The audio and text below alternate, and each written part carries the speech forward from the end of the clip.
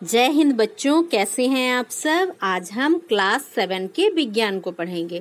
विज्ञान की पाठ्य पुस्तक में पाठ 5 में है रेशों से वस्त्र। तो इसका हम भाग 1 पढ़ चुके हैं, जिसमें हमने पढ़ा है कि ऊन किस तरह से प्राप्त होता है, किन किन जानवरों से हमें ऊन प्राप्त होता है, और जो भेड़ों के नस्ल हैं जिनसे हम ऊन प्राप्त करते हैं उनके ऊन की क्या गुणवत्ता है, वो किस राज्य में पाए जाते हैं। ऊन प्रदान करने वाले जंतुओं के बारे में भी हमने विस्तार से जाना था।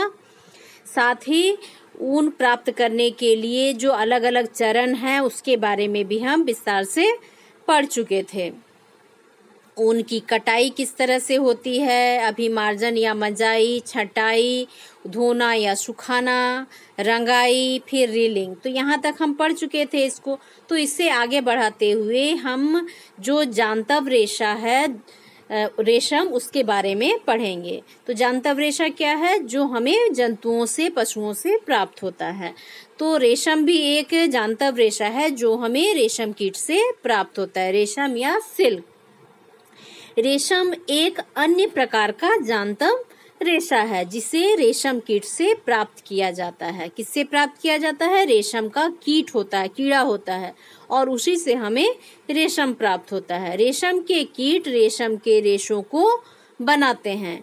रेशम प्राप्त करने के लिए रेशम के कीटों को पाला जाता है। एक प्रकार का कीड़ा होता है जिसे रेशम कीड़ा कहते हैं, क्योंकि उससे रेशम प्राप्त किया जाता है। और ये जो रेशम कीट से रेशम प्राप्त करने की प्रक्रिया है, इसे रेशम कीट पालन कहते हैं। रेशम कीटों से रेशम कैसे प्राप्त करते हैं, इसे जानने के पहले हम रेशम कीट का जो जीवन चक्र है, उसका जो लाइफ साइकिल है, उसके बारे में जानेंगे। रेशम कीट का जीवन चक्र, लाइफ साइकिल ऑफ सिल्क बॉर्म। तो जो सिल्क बॉर्म है, रेशम कीट है, उसका जीवन चक्र किस तरह का होता है। तो जो मादा रेशम कीट अंडे देते हैं, जो मादा रेशम कीट होते हैं वे अंडे देते हैं, और अंडों से लार्वा निकलता है जिसे रेशम कीट या सिल्क बॉर्म कहा जाता है, या सुंडी। सुंडी क्या होता है? कैटरपिलर कहते हैं। और वे क्या करते हैं? सहतूत, मालबेरी की जो पत्तियां हैं उसको खाते हैं और अपने आकार को बड़ा करते हैं। जो सिल्क कीड़ा होता है वो अपने जीवन चक्र के अलग अलग चरण में प्रवेश करने के लिए तैयार होता है। तो इसके बहुत सारे चरण होते हैं, अलग अलग स्टेज होते हैं। सर्वप्रथम क्या होता है? सुंडी या कैटरपिलर या लार्वा।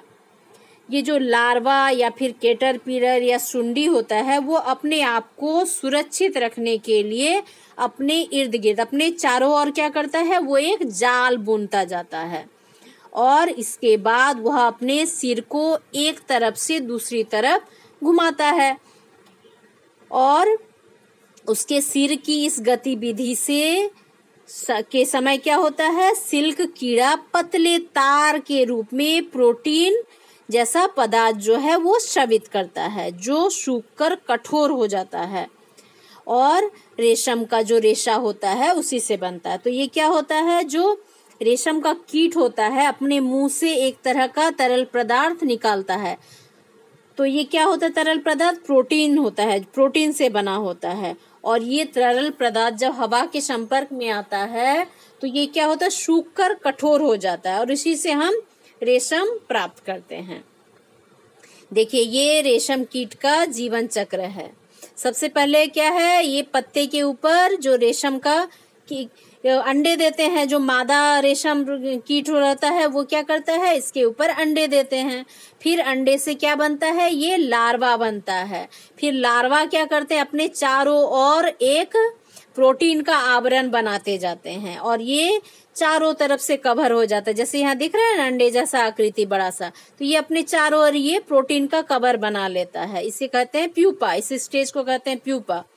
और इस प्यूपा को इकट्ठा करके इसी से रेशम प्राप्त किया जाता है। फिर प्यूपा के बाद का स्टेज क्या होता है? ये वयस्क कीट तितली में बदल जाता है। तो ये क्या होता है? 4 स्टेज होता है। पहला अंडा, फिर लार्वा, फिर प्यूपा, फिर वयस्क कीट। सुंडी जल्द ही रेशम रेशों से अपने आप को पूरी तरह से ढक लेता है। तो जो सुंडी या लार्वा होता है वो क्या करता है, जो इस तरह का सुंडी या लार्वा होता है वो अपने चारों ओर एक आवरण बनाता जाता है प्रोटीन का, और ये प्रोटीन का आवरण सूखकर क्या बन जाता है, प्यूपा का रूप ले लेता है, प्यूपा कहलाता है। और इसके ऊपर का आवरण जो कवरिंग होता है उसको कोकून कहते हैं। इसको क्या कहते हैं, कोकून। तो कभी आप देखे होंगे किसी पौधे वगैरह पर या फिर जहां पर रेशम कीट को पाला जाता है तो वहां एक गोल सा आकृति सफेद रंग का इस तरह का आकृति होता है जो किसी पौधे से या फिर डाली से इस तरह से अटका रहता है। तो ये क्या है, ये है कोकून। कोकून के अंदर कीड़े का विकास होता है, और ये जो कोकून होता है इसी के अंदर क्या होता है, जो कीड़ा होता है उसका विकास होता है। कीड़ा कहाँ बढ़ता है, उसी कोकून के अंदर, और इसी कोकून से रेशमी तंतु प्राप्त किया जाता है। और ये जो कोकून होता है इसी को इकट्ठा किया जाता है और इसी से जो रेशमी तंतु या रेशा है उसे प्राप्त किया जाता है। रेशमी तंतुओं से रेशमी धागे प्राप्त किए जाते हैं और रेशमी धागों का उपयोग रेशम के वस्त्र बुनने के लिए किया जाता है। उससे क्या किया जाता है, रेशम के कपड़े तैयार किए जाते हैं। जो रेशा उस कोकून से प्राप्त होता है रेशम का, उस रेशा का प्रयोग करके कपड़ा बनाया जाता है। रेशम का रेशा स्टील के तार जितना मजबूत होता है, तो स्टील का जो तार होता है वो जितना मजबूत होता है उतना ही मजबूत होता है ये रेशम का रेशा। रेशम कीट अनेक प्रकार के होते हैं और ये भी अलग अलग प्रजातियों के होते हैं। जो रेशम के कीट होते हैं वे एक दूसरे से काफी अलग दिखलाई पड़ते हैं, इसलिए उनके द्वारा जो उत्पन्न रेशम धागा होता है उसका बनावट, जैसे उसका मोटाई, चिकनाहट आदि भी अलग अलग होता है। और इस प्रकार तसर सिल्क, मूंगा सिल्क, कोशा सिल्क, एरी सिल्क आदि इसकी विभिन्न प्रजातियां हैं। ठीक है, जैसे हर जो जंतु होते हैं या फिर जीव होते हैं उनका भी अलग अलग प्रजाति होता है, तो इसी तरह के रेशम कीट के भी अलग अलग तरह के प्रजातियां होती हैं जो अलग अलग दिखलाई पड़ते हैं। तो उनके अलग अलग नाम हैं, उनके धागों की मोटाई के अनुसार, उसकी चिकनाई के अनुसार, उसमें जो चमक होते हैं उसके अनुसार उसके अलग अलग नाम है। जैसे तसर, मूंगा, कोशा, एरी, ये तसर जो रेशम कीट है इसके अलग अलग नाम हैं। सबसे सामान्य जो रेशम कीट है वो शहतूत रेशम कीट है। शहतूत के पत्तों को खाकर वो बड़ा होता है, जो सामान्यतः रेशम का कीट है। और इस कीट के कोकून से प्राप्त होने वाले रेशम फाइबर मालबेरी, कोमल, चमकदार और लचीले होते हैं। तो इसके जो शहतूत का पत्ता खाने वाला जो रेशम का कीट है उसका जो रेशम प्राप्त होता है वो बहुत ही कोमल होता है, चमकदार होता है और लचीला होता है। इन्हें सुंदर रंगों से रंगा जा सकता है। तो ये बहुत अच्छी क्वालिटी का होता है, चमकीला होता है। रेशम कीट से रेशम प्राप्त करना, तो किस तरह से रेशम के कीट से रेशम प्राप्त किया जाता है उसे हम जानेंगे। रेशम कीटों से जो प्राप्त रेशम होता है उसको लोग पेशा के रूप में अपनाते हैं। हमारे देश में भी व्यापारिक पैमाने पर अत्यधिक मात्रा में रेशम का उत्पादन होता है। तो हमारे देश में भी रेशम का उत्पादन किया जाता है। रेशम प्राप्त करने के लिए रेशम के जो कीट होते हैं, कीड़े होते हैं, उनको पाला जाता है और उनके कोकून को, जो लार्वा के बाद उसके ऊपर जो प्रोटीन का कवर बनाता है, इसको कोकून कहते हैं। तो इस कोकून को इकट्ठा किया जाता है और उनके कोकून को जमा करके रेशम के फाइबर प्राप्त किए जाते हैं। और ये जो कोकून होता है हार्ड वाला होता है जिसके अंदर कीड़ा रहता है रेशम का, तो उसको प्राप्त करके उससे जो रेशम का फाइबर होता है उसको निकाला जाता है। और इस प्रकार रेशम उत्पादन एक लंबी प्रक्रिया है जो कुछ चरणों में पूरा होता है। तो ये क्या है, एक लंबा प्रक्रिया है। जो मादा रेशम कीट होगा वो अंडा देगा, फिर अंडे से लार्वा बनेगा, लार्वा से फिर प्यूपा बनेगा। तो ये जो प्रक्रिया है, तो ये क्या होता है, काफी लंबा होता है, इसलिए रेशम कीट से रेशम का उत्पादन करने की जो प्रक्रिया है वो भी काफी लंबी होती है। रेशम कीट पालन, रेयरिंग ऑफ सिल्क वॉर्म। एक मादा रेशम कीट एक बार में सैकड़ों अंडे देती हैं, सैकड़ों की संख्या में अंडे देती हैं। अंडों को सावधानी पूर्वक कपड़ों की पट्टियों में या फिर गद्दे लगे हुए बॉक्स में या फिर बांस के ट्रे में एकत्र करके रेशम कीट पालकों को बेच दिया जाता है। तो जो किसान रेशम पालन करते हैं उनको ये जो रेशम के अंडे होते हैं, रेशम कीट के द्वारा जो सैकड़ों अंडे दिए जाते हैं, उसको अच्छे से कपड़ों में की पट्टियों में या फिर गद्दों में भरकर वो किसानों को बेचा जाता है। जैसे इस चित्र में दिख रहा है ना, ये रेशम का कीट है, वयस्क कीट। ये क्या कर रहे हैं, बहुत सारे अंडे दे रही हैं, सैकड़ों की संख्या में एक साथ अंडे देती हैं। तो किसान अंडे के बॉक्स या ट्रे को हाइजीन युक्त, ताप और आर्द्रता के जो अनुकूल स्थिति है उसमें अंडे सेने की मशीन होती है, एक इंक्यूबेटर, तो उसमें क्या करते हैं, उसको रखते हैं जिसमें ताप और आर्द्रता को मेंटेन रखा जाता है। तो अंडे को ट्रे में रखा गया और ऐसे जो अंडे को सेने की जो मशीन है, उसको गर्म रखने की और उसको आर्द्रता देने की जो मशीन है उसमें डाल दिया जाता है और ये मशीन विद्युत के द्वारा गर्म किया जाता है। बॉक्स में क्या होता है, अंडे को एक अच्छा तापमान मिलता है, वो तापमान मशीन के द्वारा सेट किया जाता है, जिससे वो क्या होते हैं, उसके अंडे से लार्वा में बदल जाते हैं। देखिए चित्र में क्या दिख रहा है, ये है लार्वा। पहले आपने अंडा देखा, ये उसका लार्वा स्टेट है। तो इसमें ये सहतूत के पत्तों के ऊपर ये सारे कीड़े छोड़े गए हैं।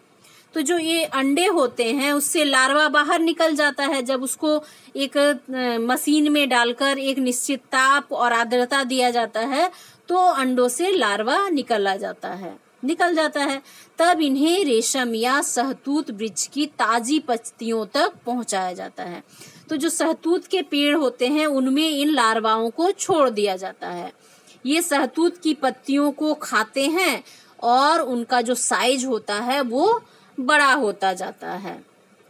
और जब लार्वा को सहतूत की ताजी पत्तियों के साथ बांस के स्वच्छ ट्रे में डालकर रखा जाता है, या तो उनको जो सहतूत के पेड़ हैं वहां छोड़ दिया जाता है तो वे पत्तों को खाते हैं और बड़े होते हैं, या फिर ट्रे में ही सहतूत के ताजे पत्तों को तोड़कर डाला जाता है। बांस के ट्रे के ऊपर लार्वा को रखा जाता है और उसमें क्या किया जाता है, सहतूत के पत्तों को डाल दिया जाता है, तो वो पत्तों को खाते हैं।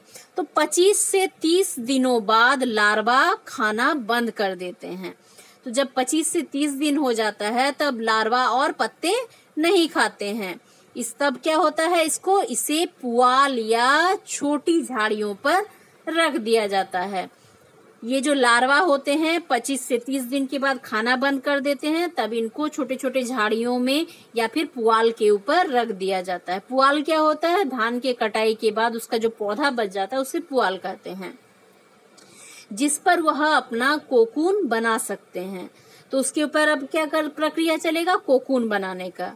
ये पुआल या झाड़ियों से चिपक जाते हैं। ये अपनी सुरक्षा के लिए अपने चारों ओर रेशम के रेशों से कोकून बनाते हैं। जो लार्वा होते हैं, खाना बंद कर दिया उन्होंने, उसके बाद क्या करेंगे, वो अपने चारों ओर प्रोटीन का आवरण बनाना शुरू कर देंगे, मतलब कोकून बनाना शुरू कर देंगे। कोकून के अंदर प्यूपा में बदल जाता है। जो कीड़ा होता है, रेशम का लार्वा होता है, वो कोकून के अंदर प्यूपा में बदल जाता है। उसके अंदर क्या बन जाता है, कीड़ा तो अंदर है और उसके ऊपर एक कवर किया हुआ, सख्त कवर, तो वो प्रोटीन का कवर होता है, लेकिन हवा मिलने पर वो कड़ा हो जाता है। इसके बाद यह सलब में विकसित हो जाता है। जो प्यूपा होता है वो मोथ में विकसित हो जाता है, मोथ के रूप में बदल जाता है।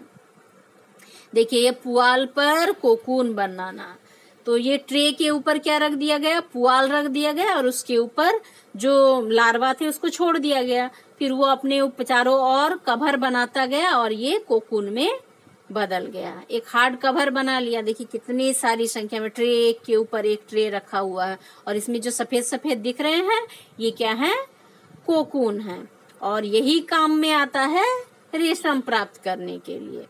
अब रेशम का संसाधन, रेशम रेशा प्राप्त करने के लिए कोकून की बड़ी ढेरी का उपयोग किया जाता है। जैसे ऊपर आपने देखा ट्रे में बहुत सारे कोकून हैं, तो ये जो कोकून है इसको इकट्ठा कर लिया जाता है। जो वयस्क कीट में विकसित होने से पहले ही कोकून को धूप या भाप में रखा जाता है। यदि कोकून को हम वो नहीं इकट्ठा करेंगे, उसको गर्म करके या भाप देकर उसके अंदर को कीड़े को नहीं मारेंगे, तो वो क्या हो जाएगा, वो वयस्क कीट में बदल जाएगा।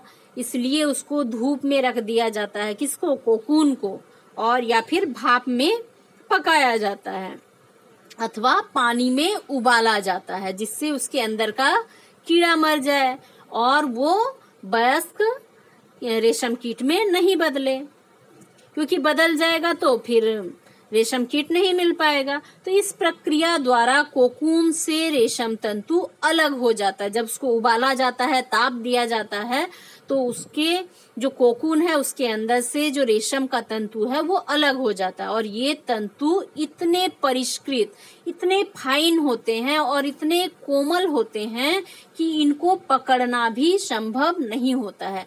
तो देखते हैं ना, जब रेशम का कपड़ा यदि आपने देखा होगा तो उसको पकड़ते हैं तो तुरंत स्लिप हो जाता है। तो ये कितने कोमल होते हैं और इतने स्लिपरी होते हैं कि इसको पकड़ना संभव नहीं है।